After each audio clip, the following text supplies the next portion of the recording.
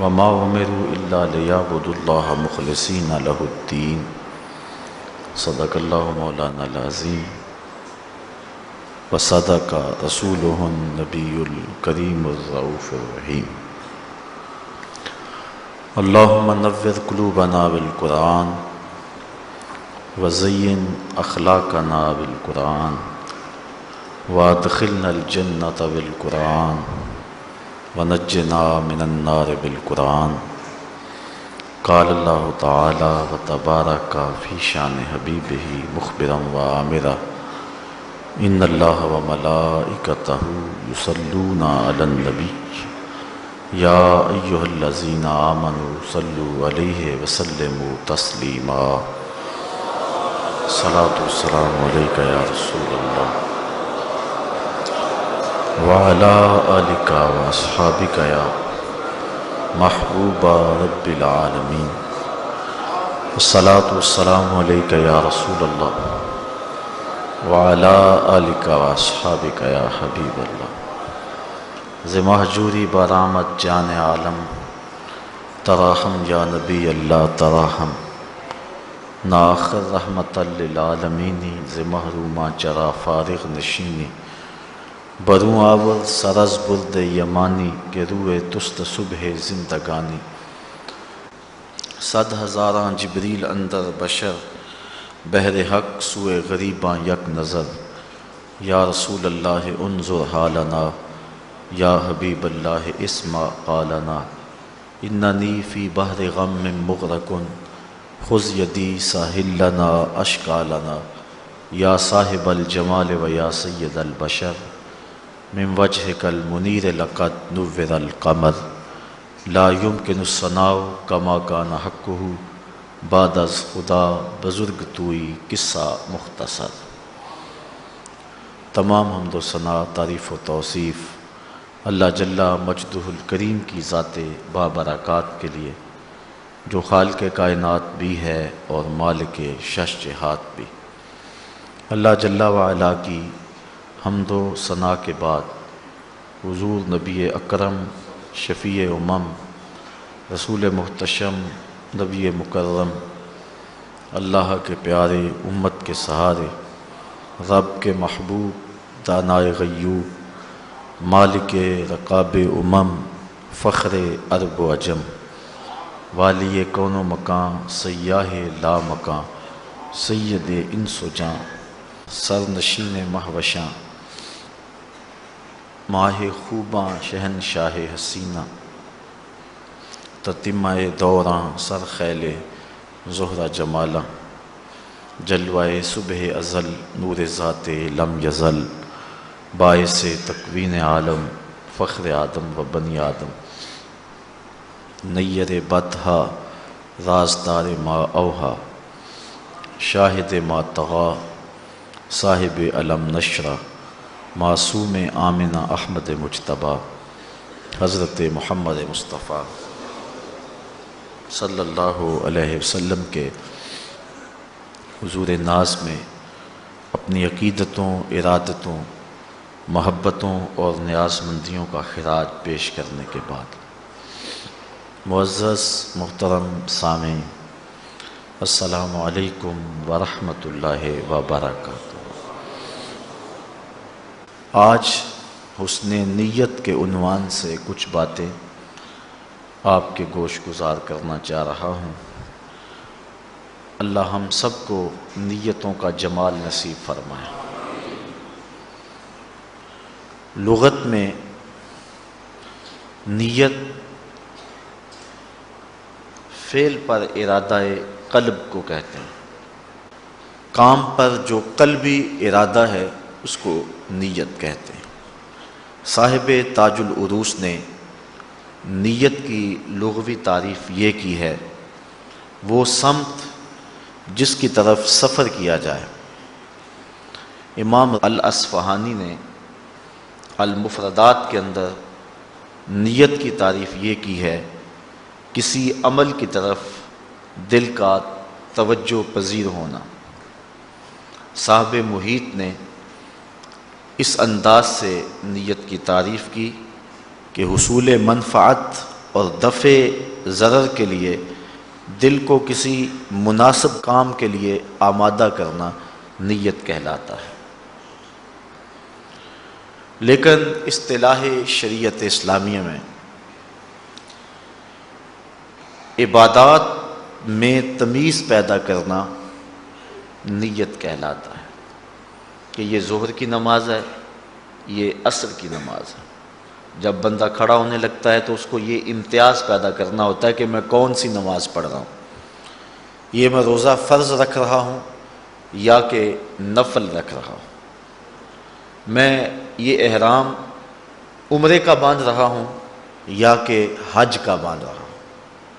عبادات کے درمیان جو تمیز پیدا کی جاتی ہے اس کو شریعت اسلامیہ کے اندر نیت کہتے ہیں۔ نیت کا یہ مفہوم فقہا کے نزدیک ہے، اور جب فقہا نیت پر بحث کرتے ہیں تو اسی مفہوم میں کرتے ہیں، لیکن صوفیاء اور عارفین کے نزدیک مقصود کے اعتبار سے تمیز پیدا کرنے کو نیت کہتے ہیں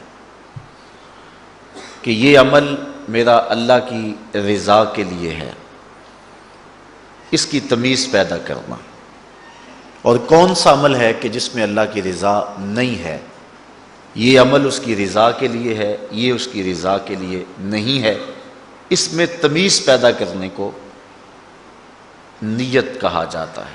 عموماً عرف میں جب نیت کا مفہوم بیان کیا جاتا ہے تو اس سے یہی نیت ہی مراد ہوتی ہے، اور اسلام میں حسن نیت کے عنوان سے آج جو گفتگو ہے، شریعت کی اصطلاح کے اندر نیت کا یہ جو دوسرا مفہوم ہے، اسی عنوان کے ساتھ آپ کے سامنے کچھ باتیں عرض کرنے کی کوشش کروں گا۔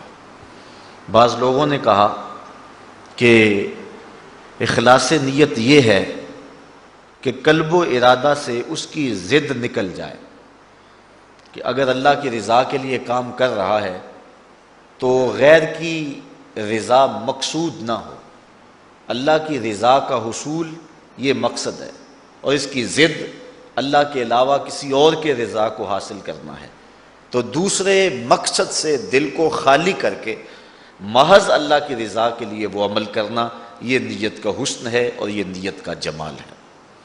ہمارے صوفیاء جب تک نیت کا استحضار نہیں ہوتا تھا اتنی دیر تک اعمال شروع نہیں کیا کرتے تھے۔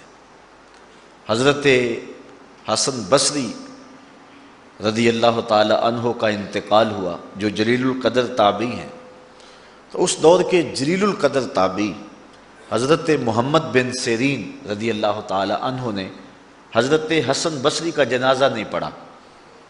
لوگوں نے پوچھا کہ آپ نے حضرت امام حسن بصری کا جنازہ کیوں نہیں پڑھا؟ تو حضرت محمد بن سیرین فرمانے لگے کہ میری نیت نہیں ہوئی تھی اس لیے میں نے نہیں پڑھا، نیت کے فقدان کی وجہ سے، فقد نیت کی وجہ سے میں جنازے میں شامل نہیں ہوا ہوں۔ حضرت یحییٰ بن کثیر فرماتے ہیں عمل میں حسن نیت عمل سے زیادہ باعث رسائی ہے، اللہ تعالیٰ کی طرف رسائی کا سبب عمل سے زیادہ عمل کا جو حسن نیت ہے وہ ہے۔ حضرت فضیل بن عیاض رضی اللہ تعالی عنہ فرماتے ہیں کہ نیت کے بغیر بات بھی نہ کرو، پہلے نیت کا استحضار کر لیا جائے اور پھر اس کے بعد بات کی جائے۔ نیت ٹھیک ہوگی اور عمل بھی ٹھیک ہوگا تو پھر اجر مرتب ہوگا، اگر دونوں میں سے کسی ایک کا فقدان ہے تو اجر مرتب نہیں ہوگا۔ یعنی عمل بہت اچھا ہے لیکن نیت ٹھیک نہیں ہے، اللہ کی راہ میں جان وار دی، بہت اچھا عمل ہے، اس سے بہتر عمل کیا ہو سکتا ہے، اپنی جان جیسی متاع عزیز قربان کر دی، لیکن نیت تھی شہرت اور ناموری کی، تو اجر مرتب نہیں ہوگا۔ اور دوسری صورت یہ ہے کہ نیت ٹھیک ہے لیکن عمل ٹھیک نہیں ہے تو پھر بھی اجر مرتب نہیں ہوگا۔ ایک شخص اس لیے ڈاکہ مارتا ہے کہ میں 10-20 بیوہ عورتوں کی کفالت کروں گا اور 5-7 یتیم بچیوں کی شادی کر دوں گا، یا اس لیے چوری کرتا ہے کہ میں اس سے مسجد بنواؤں گا، تو نیت اس کی ٹھیک ہے لیکن جو عمل ہے وہ ٹھیک نہیں ہے، لہذا اس پر بھی کوئی ثواب نہیں ہے۔ ثواب مرتب تب ہوگا جب نیت بھی ٹھیک ہو اور عمل بھی ٹھیک ہو۔ اور ایک ہوتا ہے کہ بعض اوقات ایک عمل میں دو نیتیں ہوتی ہیں، ایک اچھی نیت ایک بری نیت، اگر دونوں جمع ہو جائیں تو پھر کیا اس عمل کا بندے کو ثواب ملے گا؟ تو یہ بات ذہن میں رکھیں کہ اس پر بھی کوئی ثواب نہیں ہے۔ اور ہمارے پاس اس عنوان سے حضور علیہ السلام کا ایک فرمان موجود ہے، حضرت ابو امامہ الباہلی رضی اللہ تعالی عنہ کی مرویات سے ہے، فرماتے ہیں کہ ایک شخص نے حضور کی خدمت میں عرض کی، غالباً حضرت ابو امامہ الباہلی نے حضور کی خدمت میں عرض کی کہ ایک شخص راہ خدا میں لڑتا ہے، اپنی جان جیسی متاع عزیز وارنے کے لیے وہ راہ خدا میں جہاد کرتا ہے، اس کا مقصد یہ ہے کہ مجھے اجر ملے، اور ساتھ ساتھ یہ مقصد بھی ہے کہ میری شہرت بھی ہو۔ تو حضور سے سوال کیا کہ کیا اس کو اجر ملے گا، اس کا یہ عمل ٹھیک ہے، اس پر اس کو ثواب نصیب ہوگا؟ تو آقا کریم نے ارشاد فرمایا لا شیء لہ، اس کے لیے کچھ بھی نہیں ہے۔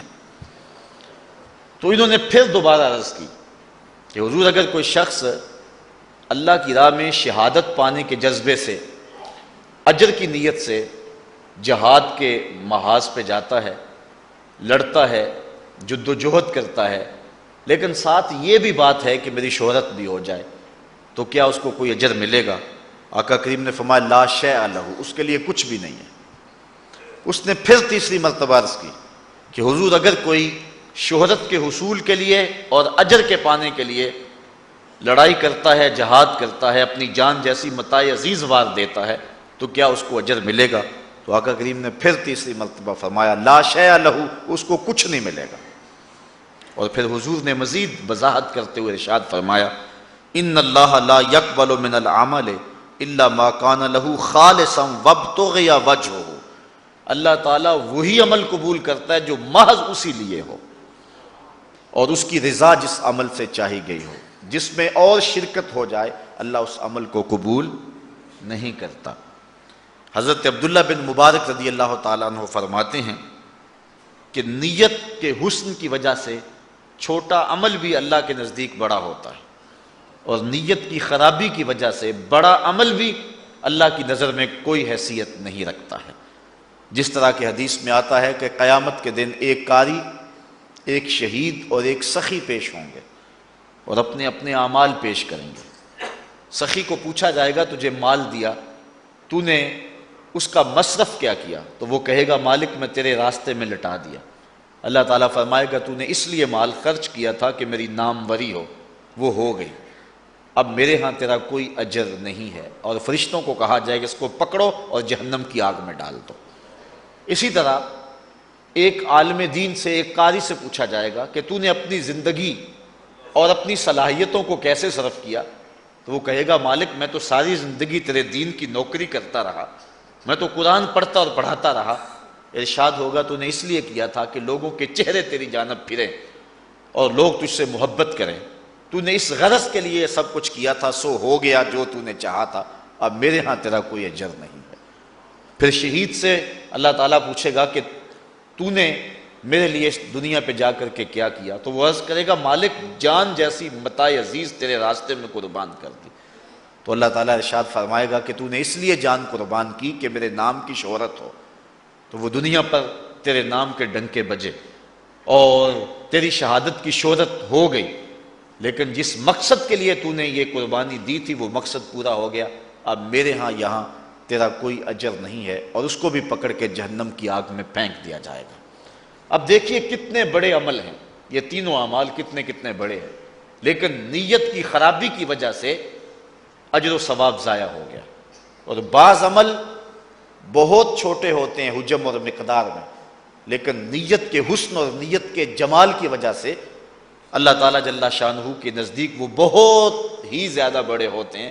بعض اوقات صرف نیت ہوتی ہے، عمل بھی نہیں ہوتا ہے، محض نیت ہوتی ہے، اللہ تعالیٰ اس نیت پر ثواب مرتب کر دیتا ہے۔ کل قیامت کے دن ایک شخص نامہ اعمال کھولے گا، حج لکھا ہوگا، عرض کرے گا مالک میں نے تو حج کیا ہی نہیں، میرے نامہ اعمال کے اندر حج کیسا؟ ارشاد ہوگا ہم جانتے ہیں تو نے حج نہیں کیا، جب حاجیوں کے قافلے جاتے تھے تیرا دل تو تڑپتا تھا نا، ہم نے تیری اس تڑپ کو دیکھ کے تیرے نامہ اعمال میں حج لکھ دیا۔ جب حضور غزوہ تبوک کو گئے ہیں تو فرمایا کہ ہم نے کوئی وادی قطع نہیں کی ہے مگر فلاں فلاں آدمی اجر میں ہمارے ساتھ شریک رہا ہے۔ صحابہ نے عرض کی حضور وہ آیا ہی نہیں، اس نے مدینے کو چھوڑا ہی نہیں، اور وہ اجر میں برابر کا شریک کیسے ہے؟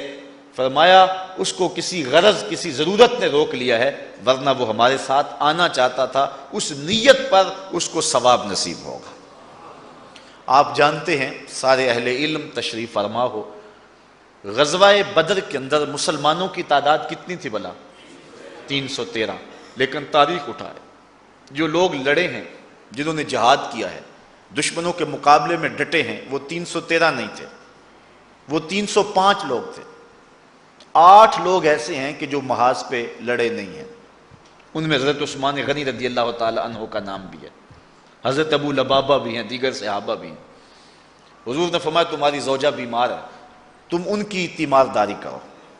حضرت ابو لبابہ کو بھی راستے سے حضور نے موڑ دیا کہ تم جا کے مدینے کے اندر یہ ذمہ داری سنبھالو۔ 8 صحابہ ایسے ہیں کہ جو میدان میں لڑے نہیں ہیں، گئے نہیں یا راستے سے واپس آ گئے، لیکن بدر کے شرکاء کی تعداد 313 اتنی دیر تک پوری نہیں ہوتی جب تک ان 8 لوگوں کو شامل نہیں کر لیتا، بلکہ جب مال غنیمت بٹا تو ان 313 میں سے ان 8 کو بھی شامل کیا گیا، ان کو بھی حصہ دیا گیا۔ گئے نہیں، لڑائی نہیں کی، لیکن 313 کا عدد نہیں پورا ہوتا جب تک ان کو شامل نہ کرے۔ تو گھر سے چل پڑے تھے، نیت کر لی تھی، گو پہنچے نہیں لیکن اجر میں برابر کے شریک ہیں۔ نیت المومن خیر من عملہ، امام غزالی یہ روایت لائے ہیں کہ مومن کی نیت اس کے عمل سے بہتر ہے۔ جب وہ نیت کرتا ہے نامہ اعمال کے اندر نیکی لکھ دی جاتی۔ ابن عساکر نے اپنی تاریخ کے اندر ایک طویل روایت لکھی ہے، اللہ بھلا کرے شخص کا، کہ اس نے کہاں کہاں سے رس نچوڑا اور کہاں کہاں سے روایات کو جمع کیا۔ ابن عساکر کو ابن عساکر اسی لیے کہتے ہیں کہ وہ لشکروں کے ساتھ رہتا تھا، جب بھی کوئی لشکر سجتا آراستہ ہوتا تو ابن عساکر بھی چلا جاتا اور اس لشکر کے ساتھ شمولیت اختیار کر لیتا۔ لوگ تلواریں تیز کر رہے ہوتے، یہ ایک ایک بندے سے ملتا، تو نے حضور کا کوئی فرمان تو نہیں سنا؟ اگر سنا ہے تو مجھے سنا دو۔ اس طرح اس نے احادیث کو، روایات کو، تاریخ کو جمع کیا۔ ابن عساکر کا میرے پاس خلاصہ موجود ہے جو 40 جلدوں کے اوپر موجود ہے۔ اس نے جو کتاب لکھی اس کا خلاصہ 40 جلدوں پر ہے، جو اصل کتاب ہے وہ 120 جلدوں پر ہے۔ اتنی بڑی اس نے کتاب لکھی، اس کے اندر یہ روایت ہے کہ حضرت موسیٰ علیہ السلام پر جب الواح تورات کا نزول ہوا تو انہوں نے الواح تورات میں قیامت کے قریب آنے والی ایک امت کا تذکرہ پڑھا، تو اللہ کی بارگاہ میں انہوں نے 9 سوال کیے۔ ان میں سے ایک سوال یہ تھا، اللہم انی اجد فی الالواح امتا اذا ہم احدہم بحسنۃ فلم یعملھا کتبت لہ حسنۃ واحدہ وان عملھا کتبت لہ 10 حسنات فاجعلھا امتی قال تلک امت احمد۔ کہا مالک میں نے الواح تورات میں ایک امت کا تذکرہ پڑھا ہے، اگر وہ نیکی کی نیت کرے گی، ابھی نیکی کی نہیں، نامہ اعمال کے اندر نیکی لکھ دی جائے گی۔ وَإِنْ عَمِلَهَا كُتِبَتْ لَهُ 10 حسنات، اور اگر وہ نیکی کر لے گی، کی اس نے ایک ہے، نامہ اعمال میں 10 لکھی جائیں گی۔ وہ امت میری امت کر دے، قَالَ تِلْكَ أُمَّةُ احمد، کہا یہ تو میرے پیارے احمد کی امت ہے۔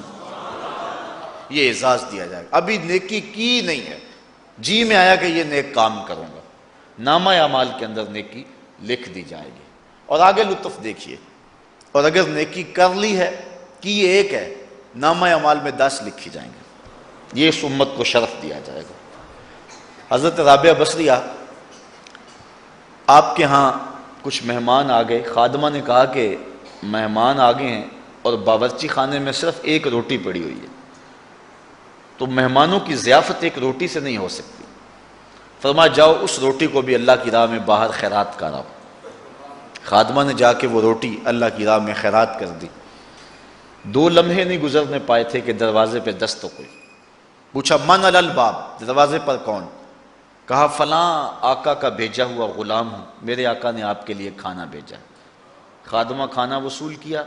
حضرت رابعہ نے کپڑا اٹھایا, گنا تو 5 روٹیاں تھیں. کہا کھانا واپس کر دو, اس کے آقا نے کسی اور گھر بھیجا ہوگا, غلطی سے ہمارے گھر آ گیا. تھوڑی دیر گزری, پھر دروازے پہ دستک ہوئی. پوچھا کون؟ کہا فلاں آقا کا بھیجا ہوا غلام, میرے آقا نے آپ کے لیے کھانا بھیجا. خادمہ کھانا وصول کرتی ہے. حضرت رابعہ کپڑا اٹھایا, گنا تو 7 روٹیاں. کہا اس کے آقا نے بھی کسی اور گھر بھیجا ہوگا, غلطی سے ہمارے گھر آ گیا, اس کو بھی کھانا واپس کر دو. کھانا واپس کر دیا گیا. 2 لمحے نہیں گزرے تھے, پھر دروازے پہ دستک ہوئی. من دق الباب, دروازہ کس نے کھٹکھٹایا؟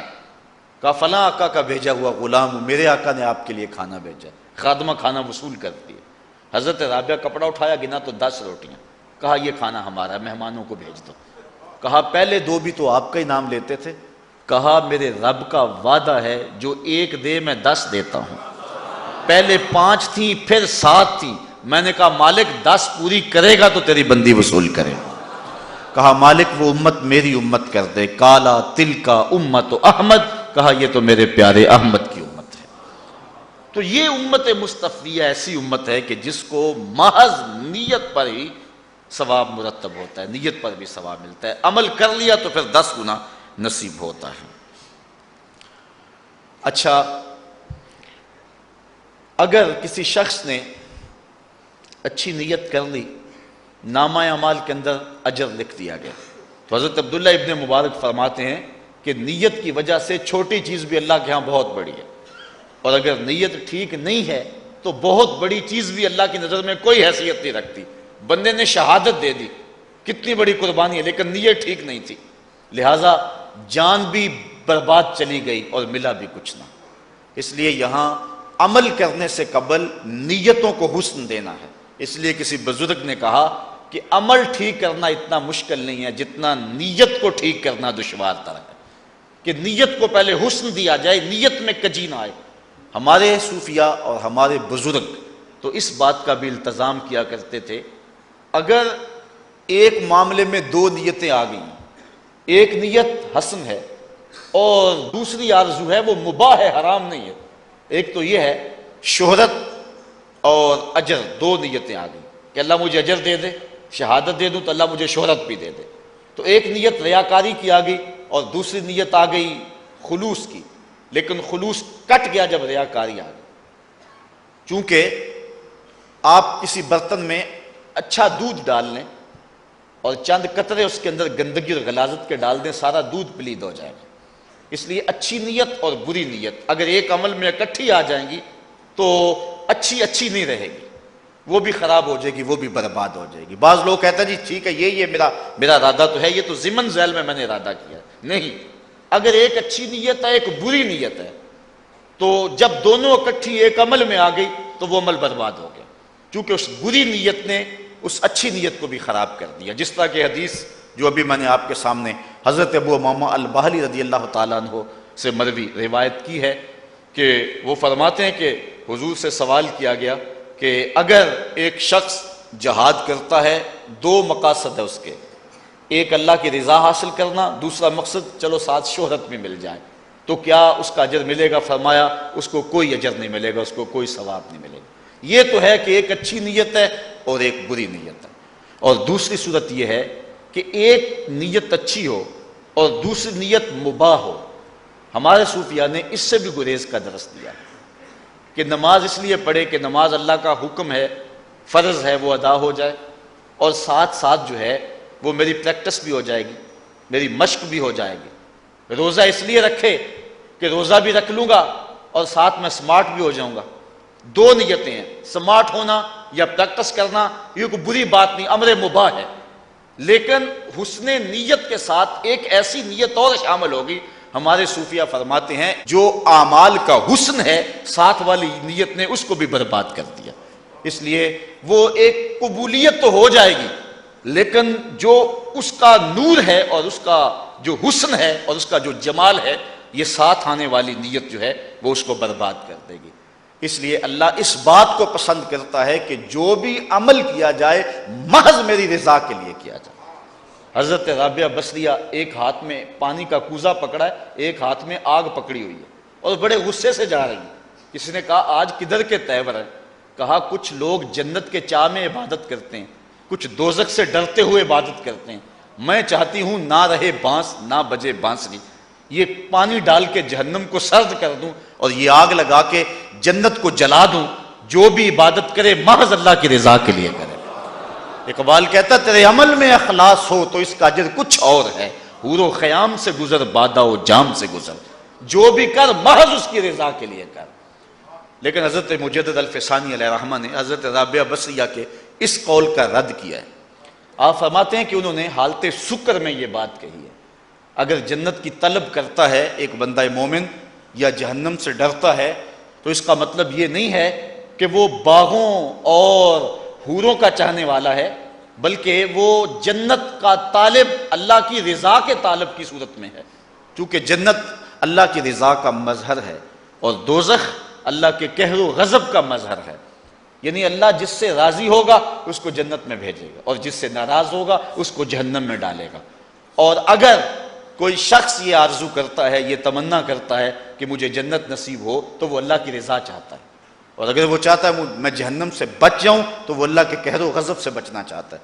تو فرمایا رابعہ بصریہ کا یہ قول حالت سکر میں کہا گیا قول ہے، تو جنت اللہ کی رضا کا مظہر ہے اور دوزخ اللہ کی ناراضگی کا مظہر ہے۔ اس لیے جنت کی طلب اور دوزخ سے پناہ مانگنا یہ بندہ مومن کا مقصود ہے، اور حضور فرمایا جب اللہ سے مانگو تو جنت الفردوس مانگو۔ اب حضور علیہ الصلوۃ والسلام نے ارشاد فرمایا طوبیٰ للمخلصین اولئک مصابیح الہدیٰ، مبارک ہو مخلص لوگوں کو چونکہ وہ ہدایت کے چراغ ہیں۔ تو عمل محض اس کی رضا کے لیے کیا جائے تو عمل ہے، ورنہ عمل نامقبول ہے۔ یا اگر امر مباح بھی نیت کے ساتھ شامل ہوگی دوسری نیت کے طور پہ، وہ امر مباح بھی شامل ہو گیا تو پھر بھی اس عمل کے حسن کو، جمال کو اور نور کو ختم کر دے گا۔ اور ہمارے صوفیاء نے اس حوالے سے بھی بہت زیادہ احتیاط کی ہے اور اپنی نیت کو خلوص کی بنیادوں پر استوار کرنے کی ہمیں تاکید کی ہے۔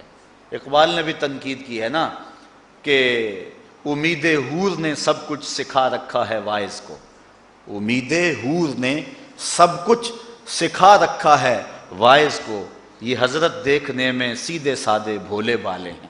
بظاہر بڑے بھولے بالے لگ رہے ہیں لیکن یہ سب کچھ جو ہے وہ حور کے چاؤ میں کر رہے ہیں، چھلانگے لگا رہے ہیں الٹی۔ تو اصل جو بھی عمل کرے محض اللہ کی رضا کے لیے کرے، اور یہی مومن کا مقصود ہے اور یہی مومن کی مراد ہے۔ اس حوالے کے ساتھ آج کی اس نشست میں جو اہم حدیث آپ کے سامنے پیش کرنا چاہ رہا ہوں وہ امام بخاری نے اپنی صحیح کے اندر پہلی حدیث کتاب الایمان کے اندر حضرت امام بخاری نے اس حدیث کو درج کیا ہے، اور بیشتر علماء کا یہ طریقہ ہے کہ جب بھی وہ کتاب شروع کرتے ہیں تو سب سے پہلے اس حدیث کو بیان کرتے ہیں تاکہ نیتوں کا حسن نصیب ہو۔ حضرت عبد الرحمن مہدی رحمۃ اللہ تعالی علیہ فرماتے ہیں کہ میرا جی تو یہ ہے کہ میں جو بھی کتاب لکھوں اپنی ہر کتاب کو اسی حدیث سے شروع کروں۔ تو صحیح بخاری اس حدیث سے اس کا آغاز ہوتا ہے۔ حضرت امیر المومنین سیدنا عمر بن خطاب رضی اللہ تعالی عنہ کی مرویات سے ہے، حضور علیہ السلام نے ارشاد فرمایا قال قال رسول اللہ صلی اللہ علیہ وسلم انما الاعمال بالنیات وانما لامرئ ما نوى فمن كانت هجرته الى الله ورسوله فهجرته الى الله ورسوله ومن كانت هجرته الى دنیا يصيبها او امرأة يتزوجها فهجرته الى ما هاجر اليه۔ بخاری میں، مسلم میں اور درجنوں کتب احادیث کے اندر یہ روایت موجود ہے۔ حضرت عمر رضی اللہ تعالیٰ اس کو روایت کرتے ہیں اور مانن یہ حدیث متواتر کے مرتبے میں ہے۔ حضرت علی بن مدینی رحمۃ اللہ تعالی علیہ فرماتے ہیں اس حدیث کی صحیح ترین سند وہ ہے جس سے امام بخاری نے اس حدیث کو روایت کیا ہے۔ ویسے امام بخاری نے صحیح بخاری کے اندر اس حدیث کو 6 مرتبہ روایت کیا ہے، اور 6 مرتبہ ہی مختلف راویوں سے روایت کیا ہے۔ فرماتے ہیں لیکن اس کی بہترین سند وہ ہے جو حضرت یحییٰ بن سعید رضی اللہ تعالی عنہ سے مروی ہے، پھر حضرت یحییٰ بن سعید رضی اللہ تعالی عنہ سے 700 لوگوں نے اس حدیث کی روایت کی ہے۔ اس کے بعد ایک راوی نہیں ہے، یحییٰ بن سعید کے بعد اس کے راوی پھیل جاتے ہیں، اور حضرت امام بدر الدین عینی علیہ رحمہ نے 200 لکھے ہیں، اور بعض لوگوں نے 700 اس کے راوی لکھے ہیں، کہ حضرت یحییٰ بن سعید سے 700 لوگوں نے یہ حدیث لی ہے اور پھر مختلف طرق سے ہمارے تک پہنچی ہے۔ تو یہ مانن حدیث متواتر ہے۔ حضرت امام شافعی رحمۃ اللہ تعالی علیہ اس حدیث کے بارے اپنی رائے دیتے ہیں۔ آپ فرماتے ہیں علم کا تیسرا حصہ، کل علوم کا تیسرا حصہ اس حدیث کے اندر ہے۔ حضرت امام احمد بن حنبل رضی اللہ تعالیٰ عنہ فرماتے ہیں دین کا مدار جن 3 حدیثوں پر ہے ان میں سے ایک حدیث یہ ہے انما الاعمال بالنیات۔ حضرت امام بدر الدین عینی نے عمدۃ القاری شرح صحیح بخاری میں حضرت ابو بکر بن داسہ رضی اللہ تعالی عنہ سے اس روایت کو بیان کیا ہے۔ وہ کہتے ہیں کہ میں نے حضرت امام ابو داود سے سنا، اور وہ کہتے ہیں کہ میں نے اللہ کے رسول صلی اللہ علیہ وسلم کی 5 لاکھ حدیثیں جمع کی، اور 5 لاکھ احادیث سے میں نے انتخاب کیا، خلاصہ تیار کیا، تو میرے پاس رہ گئیں صرف 4000 حدیثیں۔ یہ امام بخاری نے جو صحیح بخاری لکھی ہے اس میں 7275 احادیث کل ہیں، اور امام بخاری علیہ رحمہ کو حضور علیہ السلام کی 6 لاکھ حدیثیں زبانی یاد تھیں۔ ان 6 لاکھ حدیث کا خلاصہ تیار کیا تو تقریباً 7,2500 حدیثیں خلاصے کے طور پہ حضرت امام بخاری نے لکھی، اور بعض احادیث 2 مرتبہ بھی ہے بخاری شریف میں، جس طرح یہ حدیث بخاری شریف میں 6 مرتبہ ہے۔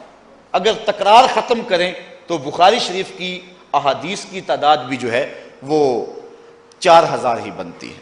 تو حضرت امام ابو داؤد کہتے ہیں میں نے 5 لاکھ حضور کی احادیث جمع کی، جب اس کا خلاصہ تیار کیا تو میرے پاس رہ گئی کل 4000 حدیثیں۔ ان 4000 حدیثوں کا پھر میں نے خلاصہ بنایا تو میرے پاس رہ گئی صرف 800 حدیثیں۔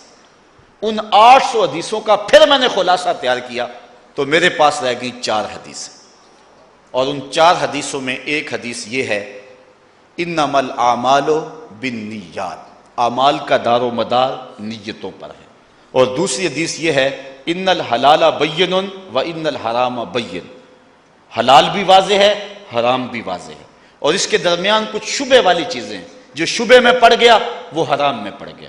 اور تیسری حدیث من حسن اسلام المرء ترکہ ما لا یعنی ہے، آدمی کے اسلام کا حسن یہ ہے کہ وہ ہر بے مقصد کام کو چھوڑ دے۔ اور چوتھی حدیث لا یکون المؤمن مومنا حتی یرضی لاخیہ ما یرضی لنفسہ، اتنی دیر تک کوئی بندہ مومن نہیں ہو سکتا جو اپنے لیے پسند کرتا ہے وہ اپنے مومن بھائی کے لیے پسند نہ کرے۔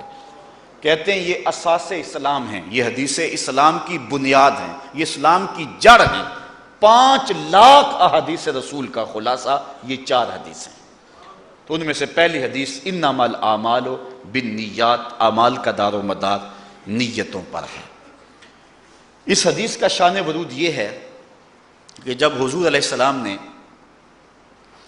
مکہ سے ہجرت فرما کے مدینہ کو اپنے وجود کی برکتیں عطا فرمائیں تو حضور کے ساتھ بہت سارے صحابہ بھی ہجرت کے لیے مکہ سے مدینہ کی طرف چلے گئے، کچھ حضور سے پہلے، کچھ حضور کے ساتھ اور کچھ حضور کے بعد۔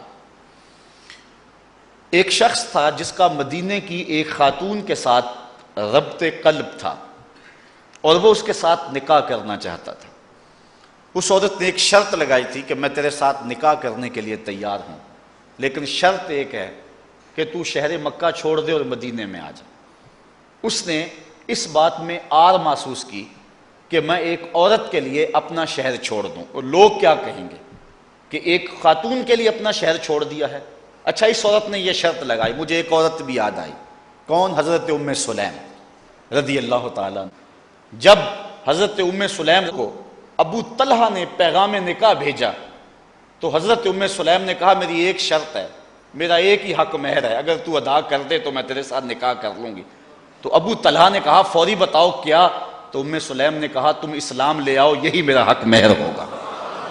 تو پھر ابو طلحہ فوراً اسلام کی دولت سے مالا مال ہو گئے اور ان کا نکاح ہوا، اور پھر فرمایا گیا کہ ام سلیم جیسی بیوی کوئی نہیں اور ابو طلحہ جیسا شوہر کوئی نہیں۔ یہ مدینہ کے اندر مشہور جوڑی تھی، اب ام سلیم جیسی خاتون نہیں تھی، فرمایا اور جو ہے وہ ابو طلحہ جیسا شوہر نہیں ہے، تو ان کا مہر کیا بندہ؟ اسلام۔ اور یہ کہتی ہے کہ تو اگر مکہ چھوڑ آئے تو پھر میں تیرے ساتھ نکاح کرنے کے لیے تیار ہوں۔ اس نے اس بات کو آر محسوس کیا کہ لوگ کیا کہیں گے، ایک عورت کے لیے شہر چھوڑ آیا ہے۔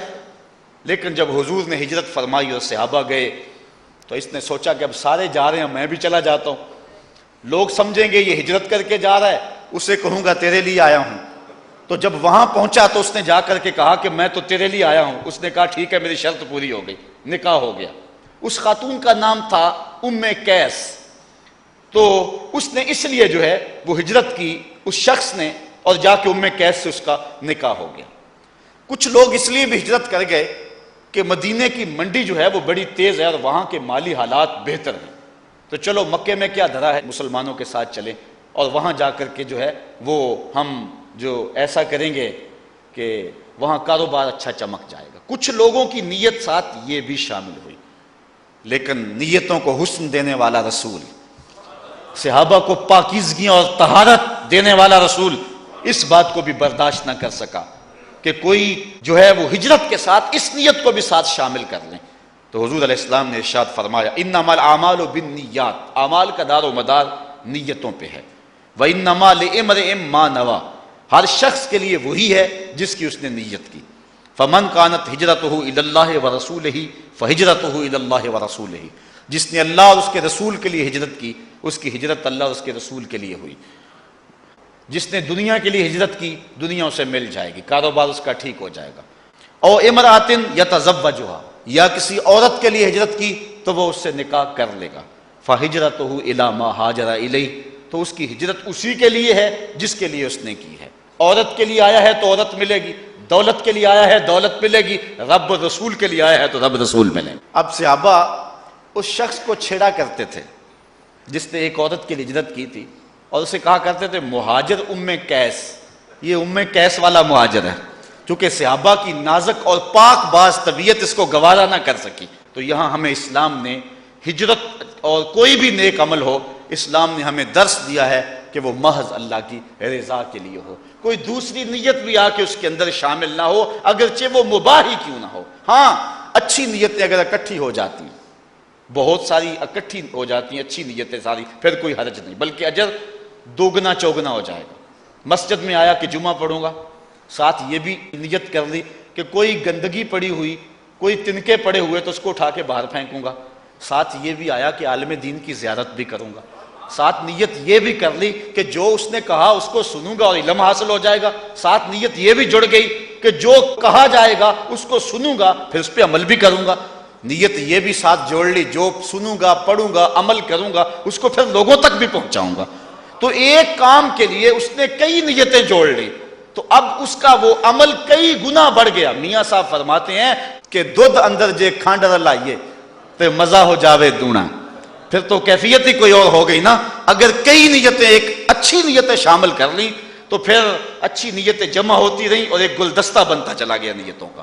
لیکن اگر ایک اچھی ایک بری تو بری نیت اچھی کو بھی برباد کر دے گی۔ لیکن ایک اچھی نیت اور دوسری امر مباح کی نیت، جس طرح کے نماز اور ساتھ ورزش بھی ہو جائے گی، تو علماء فرماتے ہیں، صوفیاء فرماتے ہیں نہیں، یہ بھی عمل کے نور کو اجاڑنے والی بات ہے۔ تمہارا عمل ہو تو محض اللہ کی رضا کے لیے ہو، محض اس کی رضا کے لیے ہو، تیرے عمل میں اخلاص ہو تو اس کا اجر کچھ اور ہے۔ یہ کہانی ہے، یہ لطف ہے۔ اب نیتوں کے اندر جو فساد بپا ہوتا ہے، جو کسی کے لیے کام کیا جاتا ہے، اللہ کے ہاں اس کا کوئی اجر نہیں ہے۔ اللہ تعالیٰ ارشاد فرماتا ہے لن ینال اللہ لحومها ولا دماؤها ولکن ینالہ التقوی منکم، جب تم قربانی کرتے ہو تمہارا گوشت اللہ کو نہیں پہنچتا، تمہارے گوشت کا خون اللہ کو نہیں پہنچتا، تمہاری قربانی کی ہڈیاں اس کو نہیں پہنچتی، اس کی کھال نہیں پہنچتی، کھال مدارس والے لے گئے، گوشت تم نے خود کھا لیا، ہڈیاں گندگی کے ڈھیر پہ پھینک دی، خون نالیوں میں بہہ گیا، پھر اللہ کو کیا پہنچا؟ نہ تمہارا گوشت پہنچا، نہ تمہارا پوست پہنچا، نہ تمہارا خون پہنچا، نہ تمہاری قربانی کی جلد پہنچی، تو اللہ کیا پہنچا؟ کہا وَلَٰكِن يَنَالُهُ التَّقْوَىٰ مِنكُمْ، جو تمہارے دل کا تقویٰ ہے اللہ کو وہ پہنچتا ہے، وہ یہ دیکھتا ہے کس نے کس حسن نیت کے ساتھ یہ کام کیا ہے، تو اس کو یہ چیز پہنچتی ہے۔ باقی تمہارے عمل کی ظاہری صورتیں اس کی نظر اس پہ نہیں ہے، اس کی نظر اس کے باطن پہ ہے۔ ان اللہ لا ينظر الى صورکم ولا الى اعمالکم ولکن ينظر الى نیاتکم، نہ تمہاری صورتیں دیکھتا ہے اور نہ تمہارے اعمال کے ظاہری رنگ ڈھب کو دیکھتا ہے، وہ دیکھتا ہے تو تمہاری نیتوں کو دیکھتا ہے۔ اگر نیت تم نے اچھی کر لی، عمل نہیں بھی کیا، تو نامہ اعمال کے اندر نیکی درج ہے۔ اللہ اکبر۔ ابن موفق کہتے ہیں کہ میں نے حج کے لیے پیسے جوڑے اور حج کی تیاریوں میں تھا، کیا ہوا کہ میری بیوی جو کہ حمل سے تھی، اس نے کہا میرا گوشت کھانے کو جی چاہ رہا ہے، رات کا پچھلا پہر تھا، میں نے کہا اللہ کی بندی آپ گوشت کہاں سے ملے گا؟ اس نے کہا مجھے نہیں پتا، ضد کر گئی۔ اب ابن موفق کہتا میں اس کے لیے گوشت کی تلاش میں نکلا، خیال تھا کہ باہر ہو کر کے آ جاؤں گا اور کہوں گا نہیں ملا اور ملنا بھی نہیں ہے، لیکن میں ایک گھر کے قریب سے گزرا تو اندر سے گوشت کے پکنے کی خوشبو آ رہی تھی، میں نے دروازے کو دستک دے دی، ایک خاتون آئی، پردے میں، کہا کیا ماجرا ہے اس وقت؟ میں نے کہا کہ میری بیوی بیمار ہے اور اس کی طبیعت اس وقت چاہ رہی ہے کہ میں چند جو ہے وہ ٹکڑے گوشت کے کھا لوں، تمہارے گھر سے گوشت پکنے کی جو ہے وہ خوشبو آ رہی ہے، میں چاہتا ہوں کہ جتنے مرضی پیسے لے لیں مجھ کو تھوڑا سا گوشت دے دیں۔ اس عورت نے تھوڑی دیر توقف کیا اور پھر اس کے بعد کہا یہ گوشت تمہارے کھانے والا نہیں۔ کہتے ہیں میں نے حیران ہو کے کہا کہ وہ کون سا گوشت ہے جو تم کھا سکتے اور ہم نہیں کھا سکتے؟ اس نے کہا کہ بس بابا ہماری جان چھوڑ، بس ہمیں اپنے کام میں لگے۔ میں نے تھوڑا سا ضد کی کیفیت پیدا کر لی۔ اس نے کہا پھر سنو کہ یہ تمہارے کھانے والا کیوں نہیں اور جو ہے وہ میرے کھانے والا کیوں ہے؟ 3 دن ہو گئے تھے ہمارے بچے بھوکے تھے اور کھانے کے لیے کچھ نہیں تھا، جب فاقوں سے مرنے لگے تو رات کے اندھیرے میں ہم نے ایک کتے کو پکڑ کے اس کے ٹکڑے کیے، اور یہ اس کے پکنے کی کیفیت ہے جو تم محسوس کر رہے ہو۔ ابن موفق کہتے ہیں کہ میرے دل پہ جو ہے وہ بوجھ آ گیا کہ میری بستی میں ایسے لوگ بھی رہتے ہیں جن کو کھانے کے لیے کچھ نہیں ملتا۔ میں نے حج کے لیے جو رقم جوڑی تھی پردے میں لا کے اس کو دے دی اور میں حج پہ نہیں گیا۔ کہتے ہیں کہ جب حج کا موسم آیا، لوگ جب فارغ ہو کے آئے تو جو بھی مجھے ملے کہا ابن موفق مبارک ہو تمہیں حج کی، جو بھی حاجی آئے کہے ابن موفق تمہیں مبارک ہو حج کی۔ ابن موفق کہتے ہیں میں کہتا میں نے تو حج کیا ہی نہیں، وہ کہتے ہم نے تجھے منع میں دیکھا تھا، کوئی کہے ہم نے تجھے عرفات میں دیکھا تھا، کوئی کہے ہم نے تجھے کنکر مارتے ہوئے دیکھا تھا، کسی نے کہا کہ ہم نے تجھے صفا مروہ کی سعی کرتے دیکھا تھا۔ ابن موفق کہتا میں تو حج پہ گیا ہی نہیں۔ خیر پھر ایک بندہ ڈھونڈتا ڈھونڈتا ابن موفق کے پاس آیا اور کہنے لگا کہ میں جو ہے وہ دعا کر رہا تھا اور میں نے کہا لبیک اللہم لبیک، آواز آئی لا لبیک، تیری کوئی حاضری قبول نہیں، بلکہ جتنے لوگ آئے ہیں کسی کی حاضری قبول نہیں۔ میں گھبرا گیا اور پھر آواز آئی 6 آدمیوں کا حج قبول ہوا ہے، ان کے صدقے سے باقیوں کا بھی قبول ہو گیا، اور ان 6 لوگوں کے نام بتائے گئے اور ان میں سے ایک نام تیرا بھی تھا، اور میں تیرا پتہ پوچھتا تیرے پاس آیا ہوں تو کون سا نیک عمل کیا ہے، اور ساتھ مجھے یہ بھی بتایا گیا ہے ان 6 آدمیوں کی شکل کے فرشتے پیدا کر دیے گئے جو قیامت تک ان کے لیے حج کرتے رہے۔ تو ابن موفق کہتا ہے کہ میں نے بتایا کہ میں نے یہ نیک عمل کیا ہے، تو اب حج کیا نہیں ہے، نامہ اعمال کے اندر حج لکھا گیا ہے، بلکہ قیامت تک حج لکھا جاتا رہے گا۔ تو نیت کو اگر حسن ہو، اچھائی، اللہ اکبر، اور اگر حاجی بننے کی خواہش ہو اور آرزو ہو کہ لوگ مجھے حاجی کہہ کے پکاریں تو جا کر بھی خالی آ جائے گا، اور اگر نیت میں جمال اور نیت میں حسن پیدا ہو گیا تو جو ہے وہ نور علی نور ہو جائے گا۔ حضرت شداد بن اوس رضی اللہ تعالی عنہ سے ہم نیتوں کے خلوص کے حوالے سے ایک روایت دیکھتے ہیں۔ حضرت شداد بن اوس ایک دن رونے لگے، کسی نے پوچھا ما یبکی کا، اے شداد بن اوس، اے صحابی رسول تجھے کیا ہوا، آج کیوں رو رہے ہو؟ تو حضرت شداد بن اوس فرمانے لگے کہ میں نے حضور کا ایک فرمان سنا ہے، آج مجھے یاد آ گیا، اس نے مجھے رلا دیا۔ کہا وہ حضور کا فرمان کیا تھا جس نے تمہیں تڑپا دیا؟ تو کہتے ہیں سمیت رسول اللہ صلی اللہ علیہ وسلم، کہ میں نے حضور سے سنا کہ حضور فرمایا کرتے تھے انی اتخوف علی امتی من بعد الشرک وشہوۃ الخفیہ، میں اپنے بعد اپنی امت سے سب سے زیادہ اس بات سے ڈرتا ہوں کہ وہ شرک اور شہوت خفیہ کے اندر مبتلا ہو جائے گی۔ حضرت شداد بن اوس کہتے ہیں کہ میں نے حضور سے کہا کہ حضور آپ کی امت آپ کے بعد شرک کرے گی؟ حضور نے فرمایا قال یا شداد، اے شداد، انہم لا یعبدون شمسا ولا قمرا ولا حجرا ولا وسنا ولکن یراعون باعمالہم، وہ چاند کو نہیں پوجیں گے، سورج کو نہیں پوجیں گے، وہ کسی پتھر کو نہیں پوجیں گے، کسی لکڑی کے بت کی پرستش نہیں کریں گے، بلکہ وہ اپنے اعمال دکھلاوے کے لیے کریں گے۔ اس کو شرک قرار دیا گیا، علماء نے کہا کہ یہ شرک اصغر ہے۔ حضرت معاذ بن جبل رضی اللہ تعالیٰ عنہ حضور کی قبر انور کے پاس بیٹھ کر کے رو رہے ہیں۔ اللہ اکبر! آپ جانتے ہیں کہ حضرت معاذ بن جبل رضی اللہ تعالیٰ عنہ کو حضور نے کہا تھا جب یمن کی طرف روانہ کیا، اے معاذ اب جا رہے ہو، جب واپس پلٹو گے تو مجھے نہیں پاؤ گے، میری قبر کے قریب سے گزرو گے۔ تو انہوں نے زاروں کے تار رونا شروع کر دیا۔ اب جب واپس آئے نا تو حضور کی قبر کے پاس بیٹھ کے رو رہے ہیں۔ حضرت عمر رضی اللہ تعالیٰ عنہ نے پوچھا اے معاذ بن جبل کیوں رو رہے ہو؟ کہا مجھے حضور کا ایک فرمان یاد آ رہا ہے جو مجھے رلا رہا ہے۔ حضور نے فرمایا جس کے سینے کے اندر جو ہے وہ تھوڑا سا ریا بھی ہوا، اللہ اس کی بخشش نہیں فرمائے گا۔ تو کہا یہ حدیث مجھے یاد آ رہی ہے اور تڑپا رہی ہے اور اس وجہ سے میں رو رہا ہوں۔ تو اسلام نے ہمیں اعمال کے حسن اور نیتوں کے استحضار اور نیتوں کے خلوص کا درس دیا ہے۔ حضرت ابو ہریرہ رضی اللہ تعالی عنہ سے مروی ایک روایت سنیے، آقا کریم نے ارشاد فرمایا تعوذوا باللہ من جب الحزن، جب الحزن سے اللہ کی پناہ طلب کرو۔ قالوا یا رسول اللہ وما جب الحزن، حضور جب الحزن کیا ہے؟ تو آقا کریم نے فرمایا یہ جہنم میں ایک وادی ہے، واد فی جہنم تتعوذ منہ جہنم کل یوم 400 مرہ، یہ وادی ایسی ہے جس سے ایک دن میں 400 مرتبہ جہنم بھی پناہ مانگتا ہے۔ اس وادی سے فرمایا تم بھی پناہ مانگو۔